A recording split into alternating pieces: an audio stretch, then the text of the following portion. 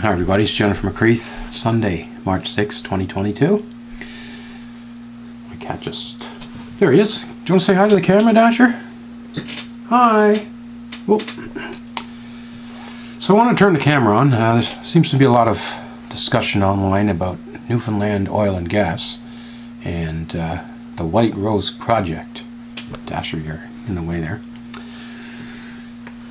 Obviously there's a major issue here with global warming and all that sort of stuff. At the same time,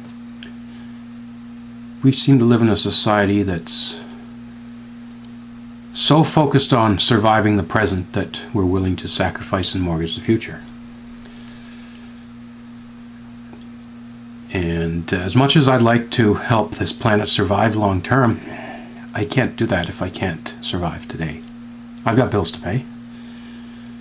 And you all know my story, underemployed or unemployed for the past 15 years. Meanwhile, we've got a war going on, and if you call it a war, I call it, it's not so much a war as it is an attack. A fight is when two people mutually agree to fight. This Russia-Ukraine situation seems to be a one-way issue, an invasion. And the rest of the world is basically sitting back and letting it happen. Saying it's not my problem, it's not my group. Ukraine is not in the G7 or the NATO or whatever the hell.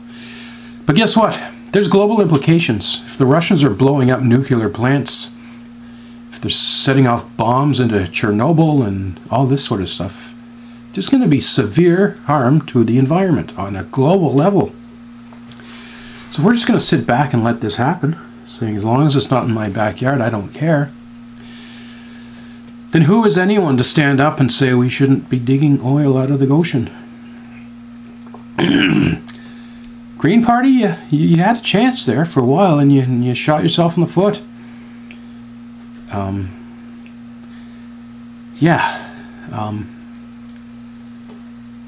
Newfoundland oil and gas. I don't necessarily like it or love it. The industry hasn't really done anything for me. They've never offered me a job. I believe I have applied for jobs there, but some of the oil companies, but yeah, they don't seem interested in hiring someone with my talents. So I really could care less about the Newfoundland oil and gas industry. And sure, I have friends that work in there, but you know what? Again, I got to focus on myself, in my life, in my job. Search. So, yeah. I just don't think it's right to have these conversations when we're going to sit and allow other countries to essentially blow up the planet. I did a video last week, was it 2 weeks ago, Dasher, on the war. If you sit back and do nothing, you're basically, either you're with us or you're against us, in my opinion. So if you're not going to stop Putin, then you're basically supporting him. So with that in mind,